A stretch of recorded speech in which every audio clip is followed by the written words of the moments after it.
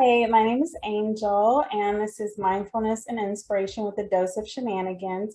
Today, I have a very special guest. Her name is Allyson Roberts. She is an author, a cognitive behavioral coach, and she's been working with people to make change, to make that change in their lives to overcome guilt and shame. Thank you so much for joining me today.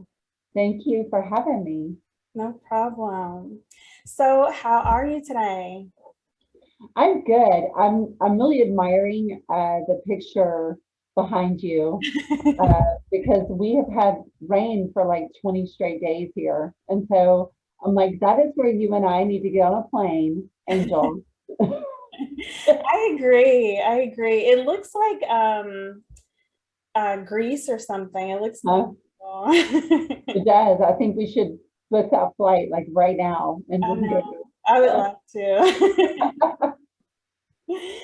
Well, before you became a coach, you experienced some challenges. Can you talk about some of the things that you went through? Yeah. So, God, it's been a lot. I mean, do you have 5 hours? We can We have spend all day long talking all about. the time. Yeah, all the time you need. Yeah, I mean, I think that we all have um, like major pivotal points that happen, like you're going through one right now. But the big thing that happened that kind of made me understand mindset is when I was 19, I was engaged to be married and I got pregnant. And my fiance was like really excited. We were so excited to be bringing a child into the world. And then his parents had very different feelings about it. And so that created just like a huge division, not only in his family, but in our relationship. And um, I went to an abortion clinic and was going to go through with it. And when I got put on the table, I couldn't do it because I loved him. And I already like had like emotional attachment to the seed of a person that was growing inside of me. And I am pro-choice. I believe that, women have the right to make any decision that they want about their bodies and about their future and all of those things. But because we were getting married and we were in love, I just couldn't go through with it. So through a series of events, um, we ended up having a conversation where um, I basically had to tell him, that I had lied to him because what happened was I came home that day and, he was like, how did everything go? And I was like, it's fine. I'll be fine. Everything's fine. Because I was so afraid to tell him the truth. And then morning sickness kicked in. And then he came into the bathroom and I have long hair now, but I had really long hair then. And he was like holding my hair and he was like, I'm so sorry. Let me just talk to my dad again. Like it's gonna be okay. Um, and it wasn't. And so I was in college at the time and I came home and they had put all of my stuff outside and changed the lock. That's Yep, hard. yeah, it was hard. Um, so I went to a payphone. This was before cell phones. I went to a payphone and I called my mom and I went back to live with her, but she has some pretty big challenges as well. Um, and so when she finally figured out that I was pregnant, she wrote me a check for an abortion and told me that if I didn't have one, just don't bother coming home.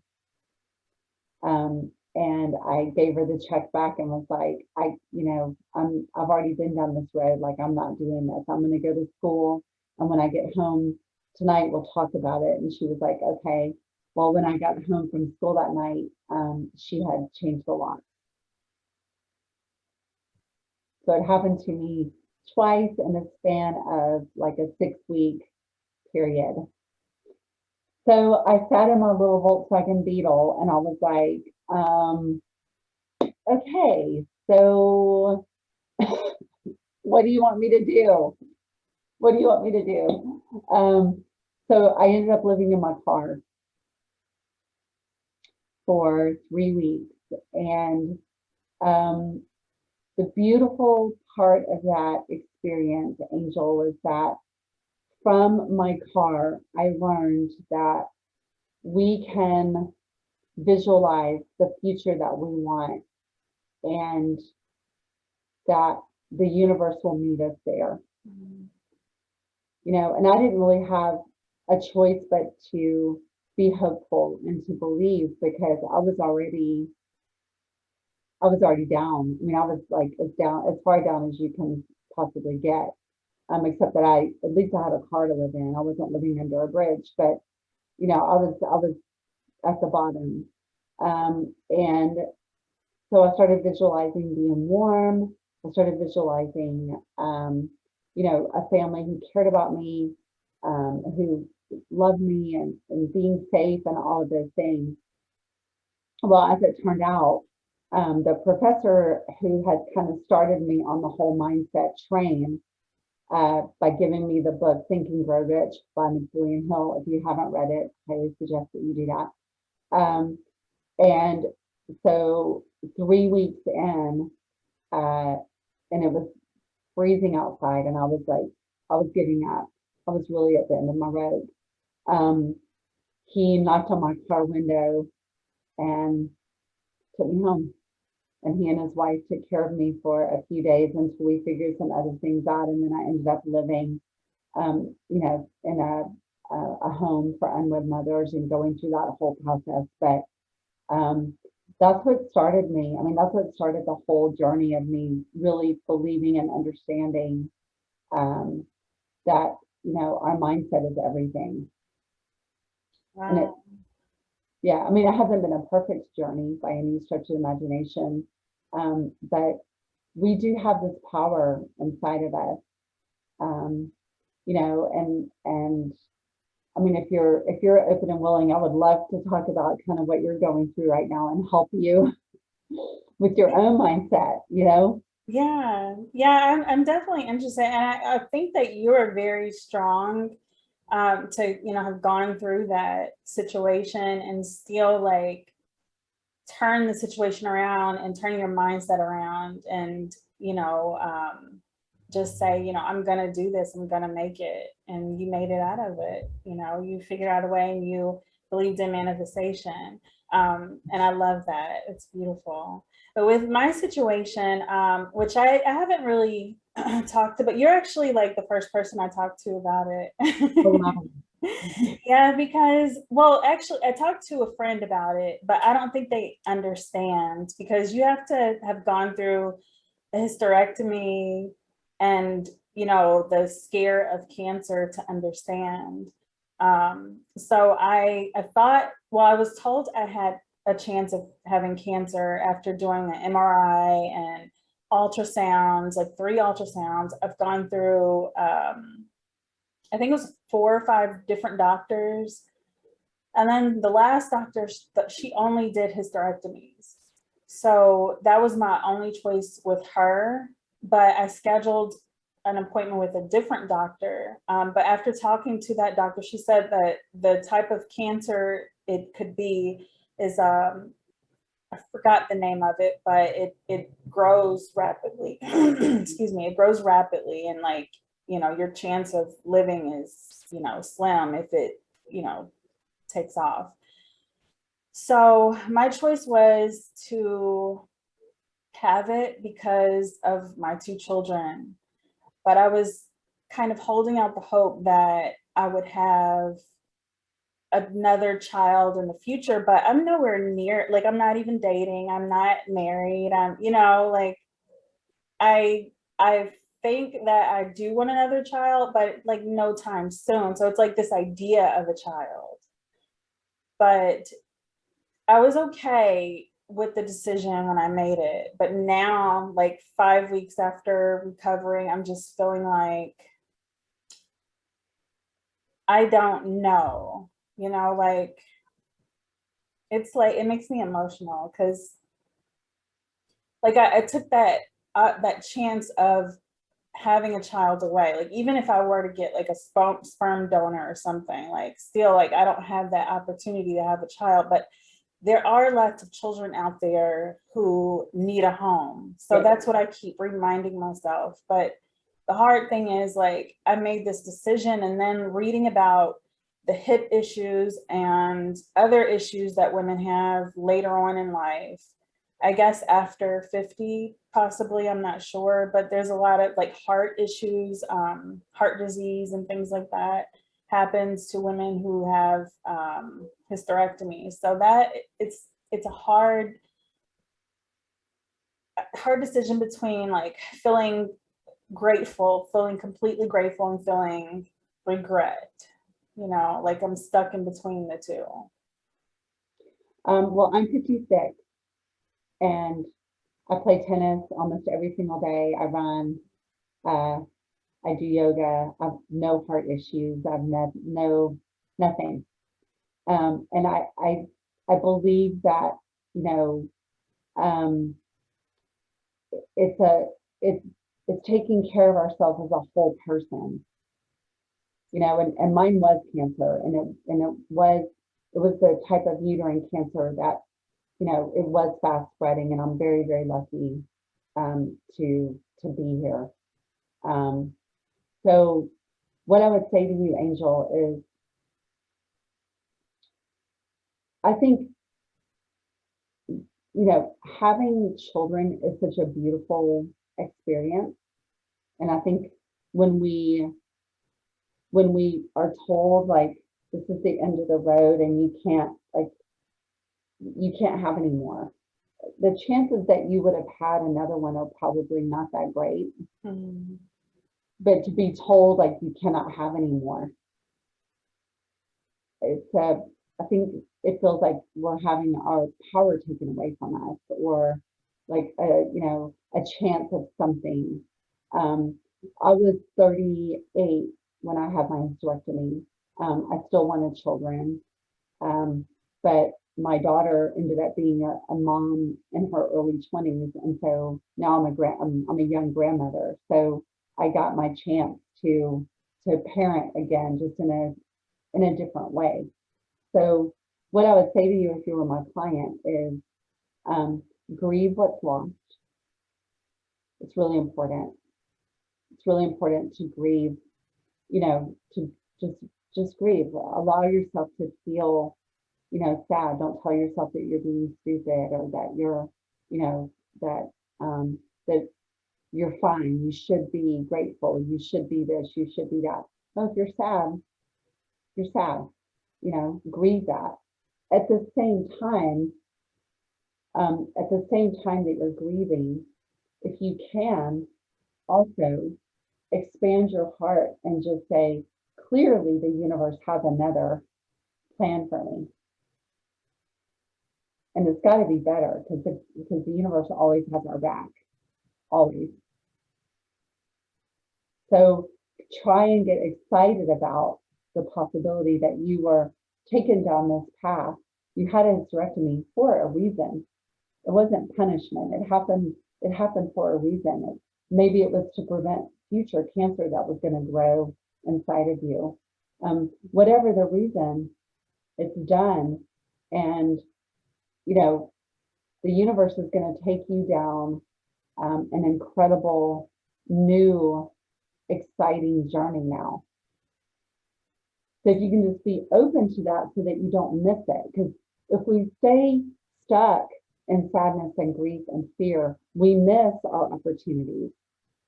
I feel like it was really meant for us to talk because I was like literally just thinking like I haven't met anyone over the age of 50 who's had a hysterectomy, and I was thinking because some of the women who I've met, like they're and there's nothing wrong with this, but they're overweight, and so being overweight causes a lot of issues. And so, Oh, you know, it's just, I want to know that if I live a healthy lifestyle, will I have to have the hip replacement? Will I have heart issues and all this stuff? So it's comforting to know. And you don't look 50 anything. You look great. It's thank you. comforting to know if I take care of myself, you know, and stay active, that I can be healthy and Yeah, live a beautiful life.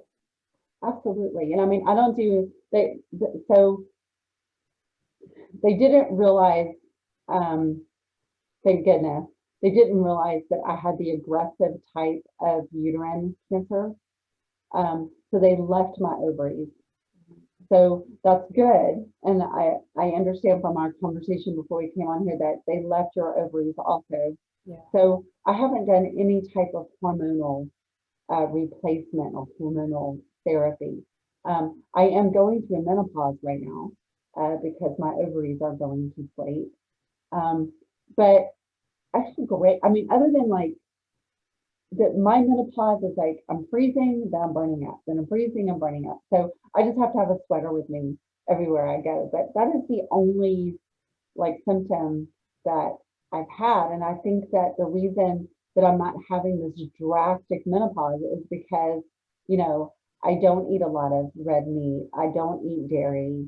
I make sure there's always something green on my plate, regardless of even if it's just like a little bit of spinach or some avocado or something. So it is a whole health thing. And you're right. I mean, I'm not body shaming at all. But when you carry extra weight, your body suffers from that. So are you a vegetarian or, you No, know? no, I mean I will eat my loaded cheeseburger every now and then. But I just don't do it every day. Okay. You know, it's in moderation. Okay. Yeah, I've changed my diet. Before the surgery, I went vegan. Like I mean, not vegan, but vegetarian. And I lost like, I don't know, like 10 pounds before the surgery. And I was freaking myself out because I'm like, oh my God, I'm losing all this weight. You know, I hope it's not cancer, you know, but it was, you know, because of the, you know, my diet change. But it's crazy how much weight you just lose. Like, and I wasn't really doing anything but walking. Just by changing my diet, I lost all the weight. And so now I may eat turkey and fish, but really that's about it. And I do notice a difference, like how I feel physically, Yeah, compared to like eating red meat, as you were saying, and pork and things like that. Like I feel like really sluggish. So it's, you know, definitely the path that I need to be on, I can tell by yeah, how. and I don't eat pork. Um, occasionally I'll have a little bit of bacon, but it's really, really rare. Yeah, my kids, they love bacon. I mean, who doesn't love I bacon? know. When I have to cook it for them, then I end up eating it. I know that the smell of it is what makes me like want to eat it. I So know. And like you were saying about the universe has our back, and I want to talk to you more about manifesting, because that's what you did when you know, said you were in your car, you were manifesting this life that you wanted. And that's what I have been doing. Like I have this like board full of things that I desire. And yeah, great. one of the things is was to have the tumors removed. And but like it's just the expectation of how that's, you know, it's I don't I didn't expect it to go this way, you know, but I am glad that they are removed because it was causing a lot of problems. Oh yeah, oh yeah. I mean, you know, cancer or not, tumors feed off of our bodies. I mean, they're gross. Yeah. You know, they suck in what they need to survive. Um, and so you want tumors out of your body, whether they're cancer or not. You know, I mean, thank God when they're benign, but it still doesn't take away the complexity of the damage that it's causing. So I feel thankful for you on your behalf.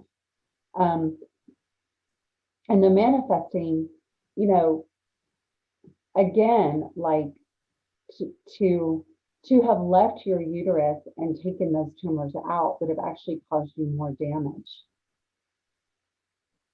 Because then they've got to cut through, and then your uterus is going to have to try to repair itself.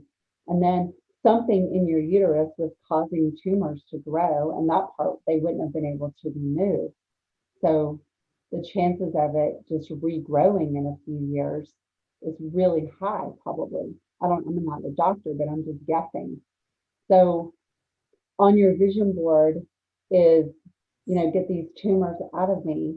And so the universe is like, okay, well, Angel thinks that, they're going to come out this way, but her best and highest good is for them to actually come out this way.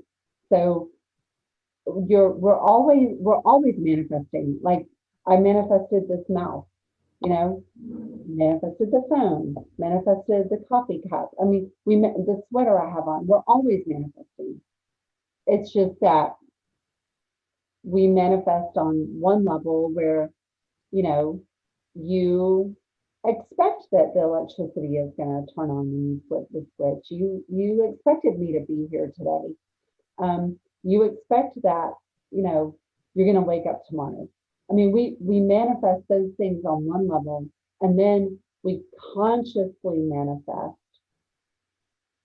And it's in the conscious manifesting, that's when life starts changing.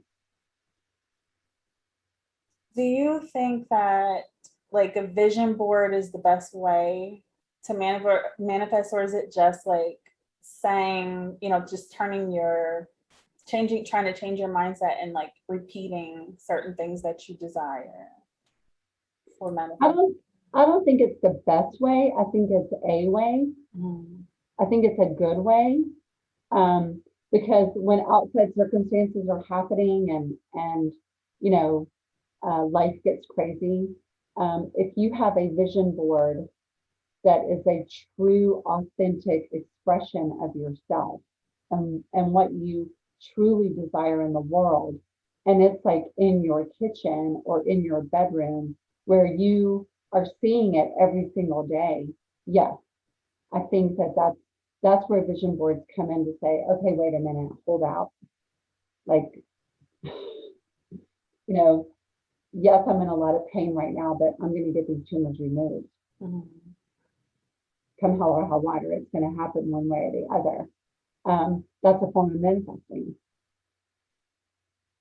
and believing that it's going to happen. As long as a lot of people, like I used to do house calls. And I would go to people's houses and they would be like, Allison, I'm going to show you my vision board. Like, okay, great. So they take me to their vision board, which is inside a closet that they're never looking at.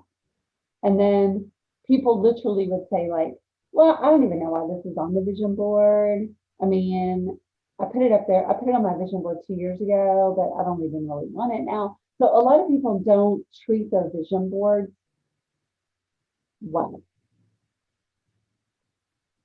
Yeah. So that's why they don't work for a lot of people, because it's not set up to help them manifest what they want. Because really it starts here. Mm-hmm. So what do you think is the best way to change your mindset? I mean, I know like reading books and things like that, but just like in everyone's life, like things come up, and distractions and obstacles. And so what's the best way to just change the mindset and just so you can continue on your journey toward, achieving your dreams? I love this question. And the answer surprises people a lot of times, but the very best way to change your mindset is to make a decision, not a feeling. It's to make a decision to love yourself. Mm-hmm. It's choosing to love every single part of who you are, all the decisions you've made, all the mistakes you've made, all the bad men that you've slept with, all the all the bad friends that you decided to trust for whatever reason and they stabbed you in the back. It's loving yourself on that level, to that level of like, I didn't know any better. I was doing the best I could with what I had. Because when we start loving ourselves and loving our story, then that clears up shame. And when we clear up shame, then that gives us room to grow.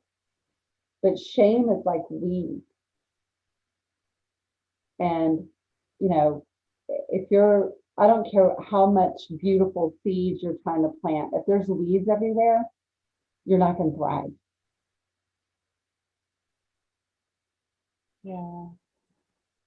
Yeah, I can definitely understand that, because it's, a lot of things that I'm realizing now in my life, and it's like learning to accept it. And kind of going back to the health thing, I was curious to know like how the tumors came about in my body. And then I started doing research about food, and then reading about sugar, how it's as addictive as cocaine. And then I started looking into like 12-step programs.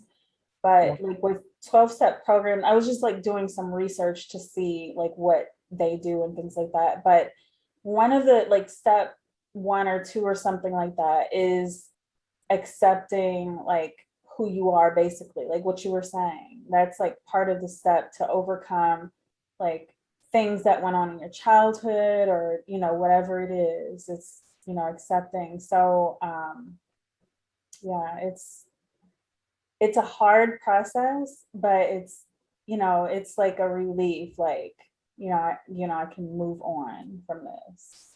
And grow from it. Mhm. I really hate the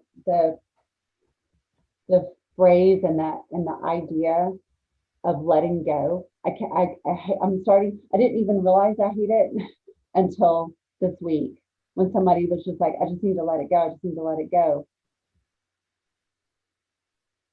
It's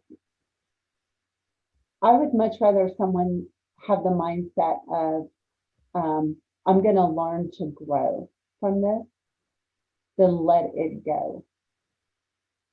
Because when we learn to grow from something, instead of just trying to be like, I just want to let it go, I just want to let it go, I just want it out of my life, out of my life. Then if you let something go and you don't learn to grow from it, you're just going to repeat it all over again. Yeah. I mean, I can't tell you how many men in my 20s and 30s and even kind of into my 40s that I thought I was in a relationship with a brand new person, only to find out that it was this, and I was the common denominator, but I was attracting the same kind of man over and over and over again. It was just like, finally one day I was like, okay, this is me. Like, this is not about them. This is Allison. And I've got some work to do. I need to clean up my house. So if I had just been like, oh, I just need to let this go, then it's a form of self-denial. Does that make sense? Yeah, it does. Yeah, I understand that. And I can relate to that, because yeah, my exes definitely were all the same. Yeah, Yeah, it's crazy.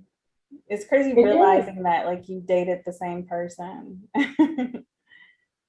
Yeah. I mean, it's like Halloween masks, right? It's, Mhm. they just change faces, but it's the same person over and over and over again. And that's manifesting. It's thinking, oh, it'll be different this time. But we're not doing the work, and so we're manifesting the same thing. And the reason for that is because there is a wound inside of us that is like, one way or the other, I'm going to heal you. One way or the other, I'm going to get your attention until you finally see me, and then you'll heal me. And that's what happens. So what are some things that people can do, or I can do, everyone can do to like work towards the healing and the just I'm sorry, I'm trying to remember what you said exactly, but I forgot the word that you used, but working towards like the healing and self-love, and just fully loving yourself, and letting go is what you said. I'm sorry, letting go of that. I mean, not letting go, but just learning to heal. Yeah, learning to grow. Mhm. Yeah. One of the very first things that I have people do when I'm working with them is a timeline of their lives Mhm. in 3-year increments. So even if you don't remember, you know what was happening, 0 to 3. My parents divorced, my grandma died, or whatever. Then 4 to 7, and then 8, and just keep going, and list, like, make a timeline of your life. If you just do that, you're 95 steps ahead of everyone else in the same camp, because most people, um, they regret the past, but they won't take a magnifying look at it and be like, wow, I wonder how that affected me. I wonder how that impacted me. When grandma died, was I allowed to see her dead body? Did they talk about it? Did I go to the funeral? Did I have closure with my grandma? And today in my life, when people die, am I reliving what happened when grandma died? So it's really taking a huge inventory of your life and the biggest things that happened to us, and what stories did we build around those things, and are we reenacting those stories now, or have we grown from them? Mhm. And I just had major deja vu, so that was really important, what I just said. I like that. I think that that's helpful to realize, like, the things that you're going through.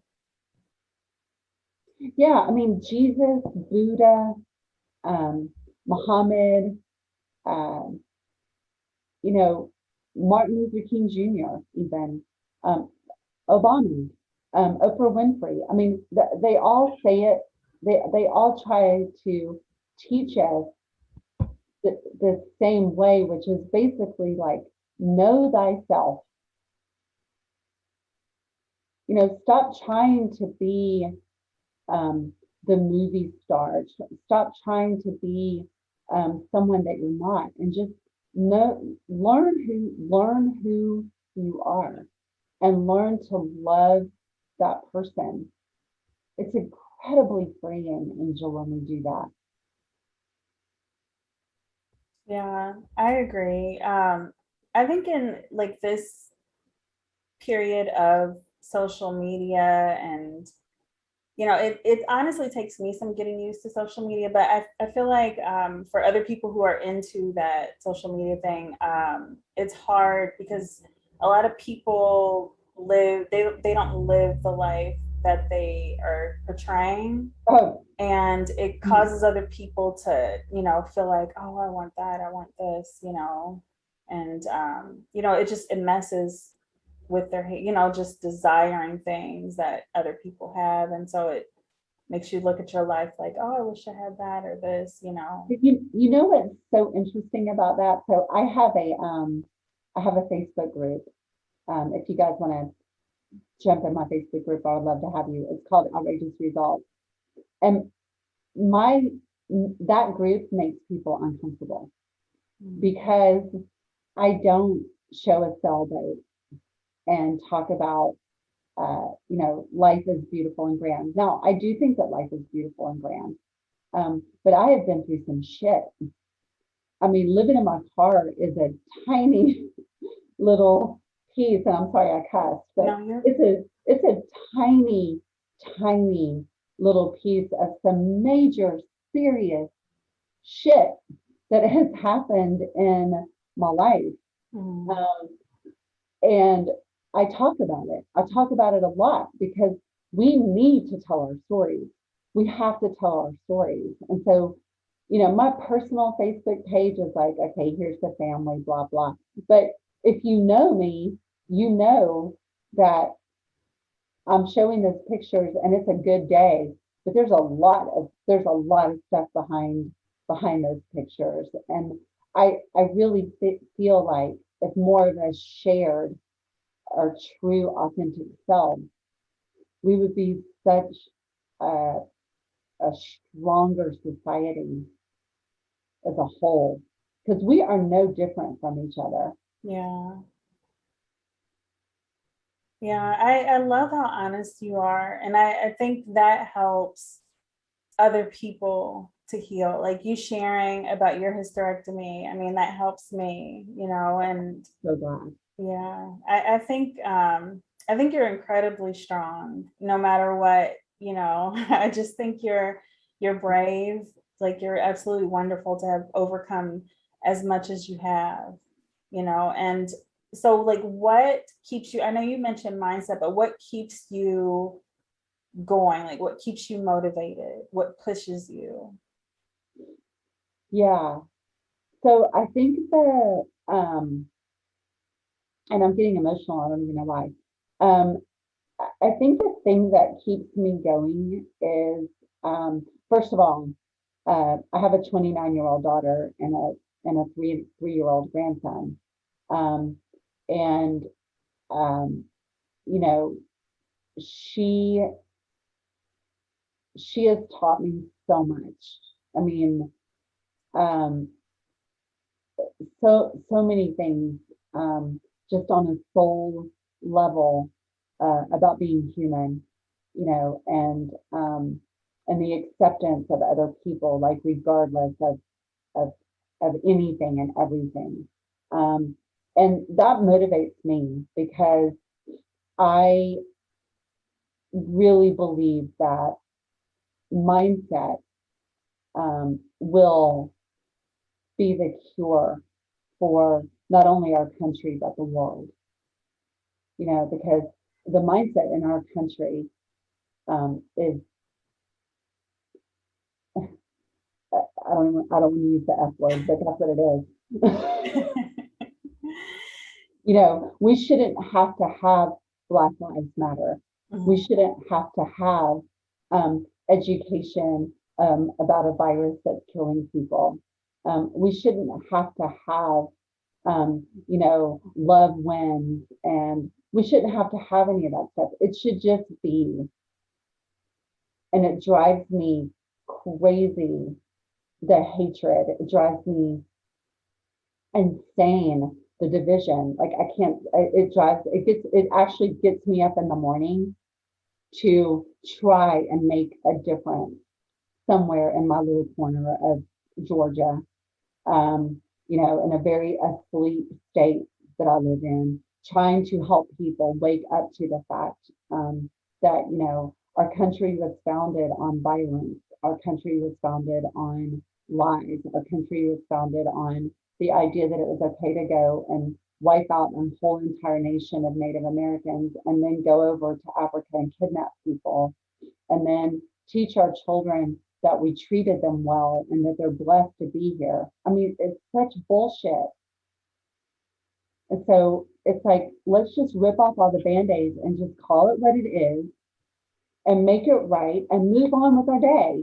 But it just, it, I agree with what you're saying, but this is the thing, like it's hard to explain that to other people, and I hate to say, but mostly men, I mean, in politics, it's mostly men, and they're the ones who are, in control of the educational system and these laws and things like that. But it's like I wish they would understand that, and it's, like you well, understand how I feel. It's like you're speaking from my heart.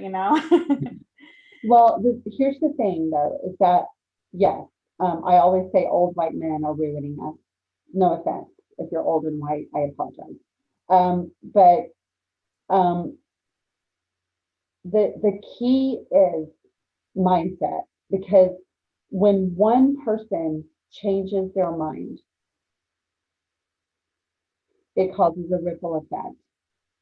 And here's the thing, if you and I go to a pond and we start picking up stones and we start throwing our stones into the pond, the water doesn't care that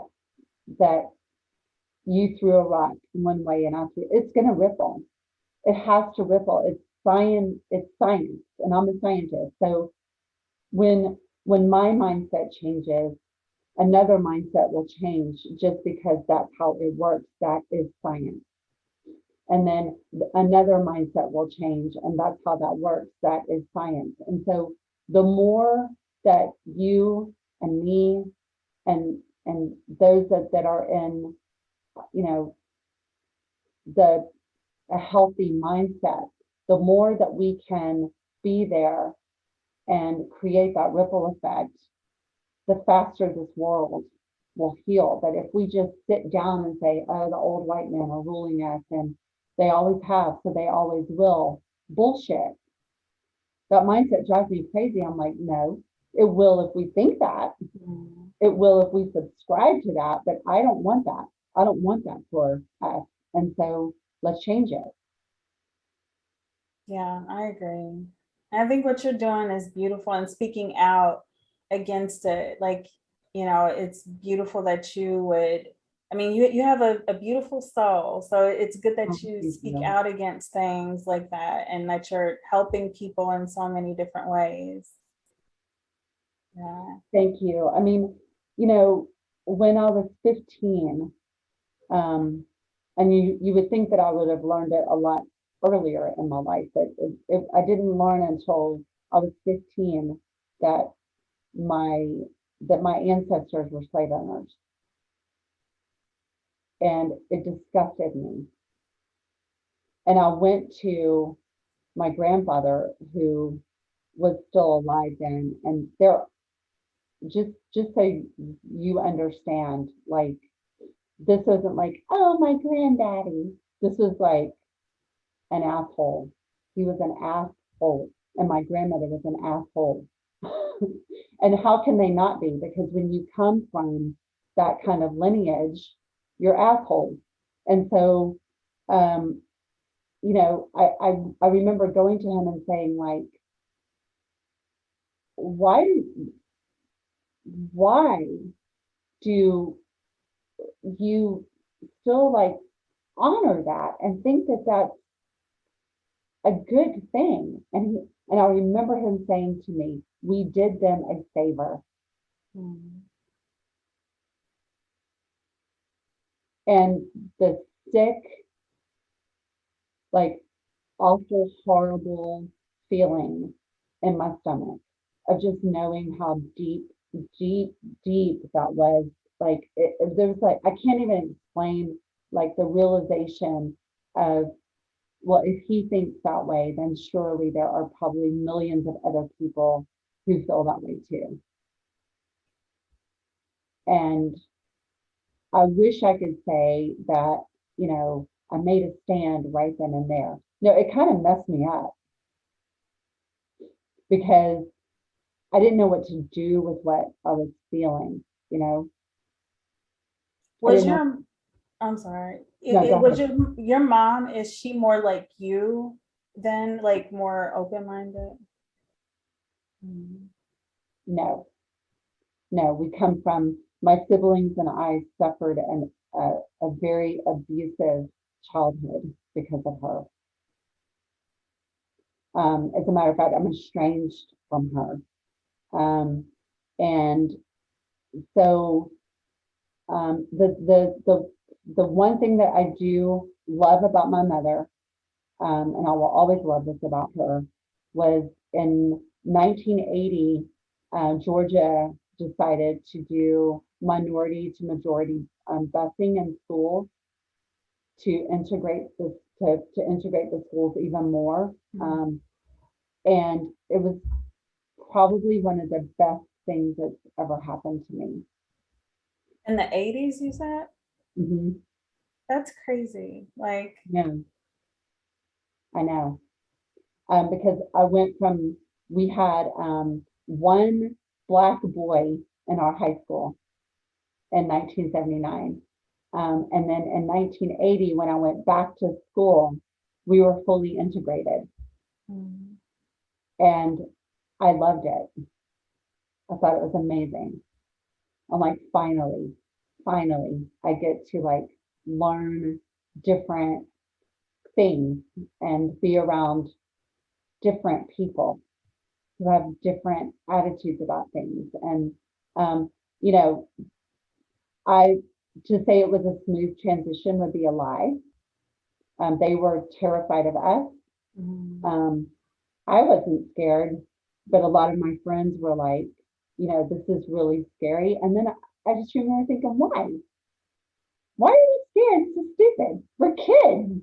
Like, we all just want to play basketball. We all just want to cheer. Like, we all just want to make good grades and go to college and find our true love and get married and have babies. Like, we are not different, Yeah. you know? Yeah. Um, yeah. And so there was a big group of us who really got it, and we all ended up just being, and I'm still friends with them. We all just ended up being like amazing friends and just really thriving because of it. Um, but people just don't get it. And it drives me crazy. It drives me insane. I think you have a good heart, and I think more people need a good heart like yours. Like you're Thank so you. sweet. Thank And you you. you understand that, but it's crazy. I didn't know it was not until the 80s when that happened here in Georgia, but like it happened earlier up north.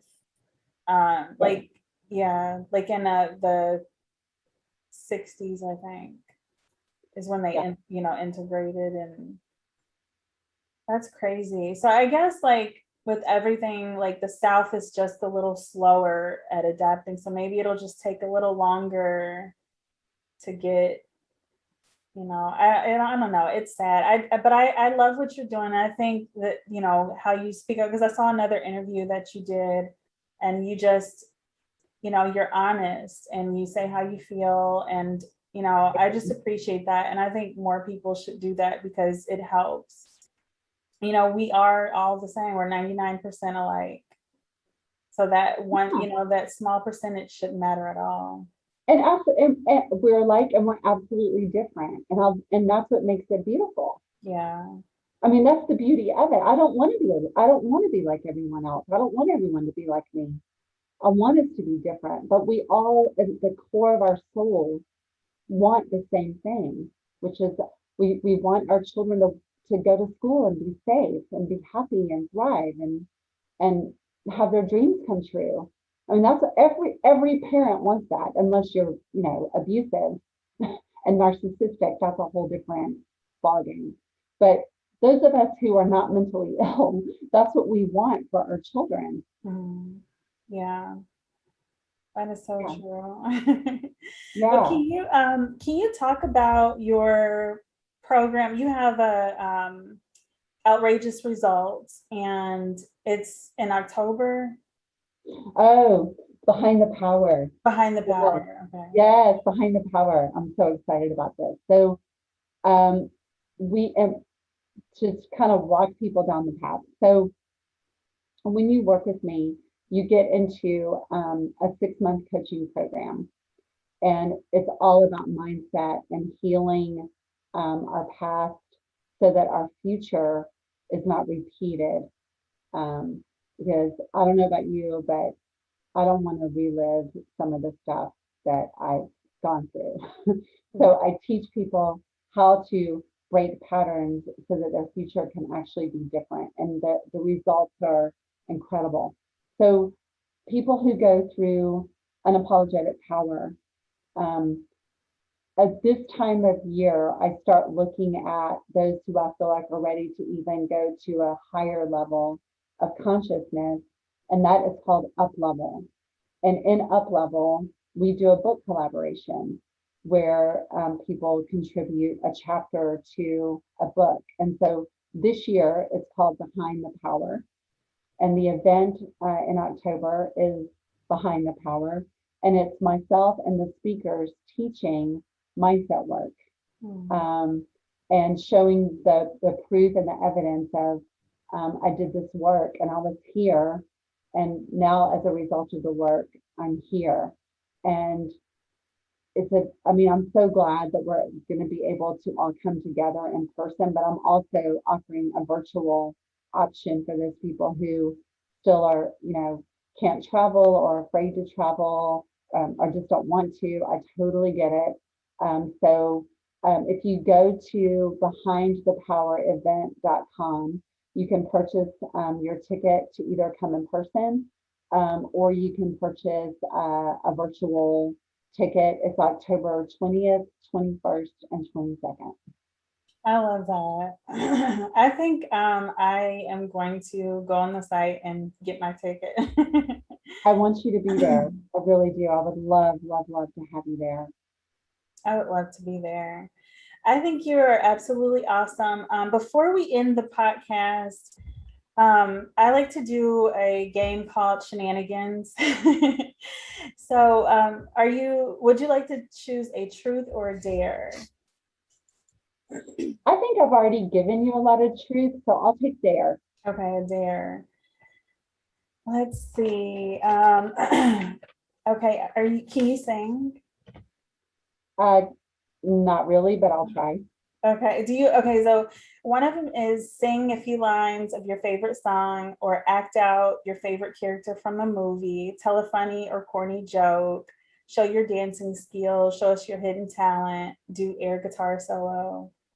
Oh, I'll do an air guitar solo. Okay. I'm actually really good at air guitar. Okay, good. Weird.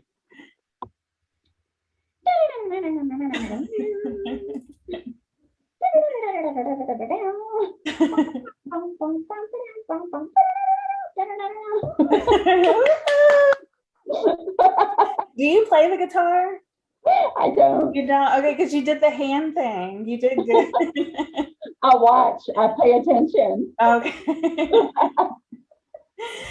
Well, thank you so much, Allison. I really appreciate you. I appreciate your honesty. I appreciate your truth.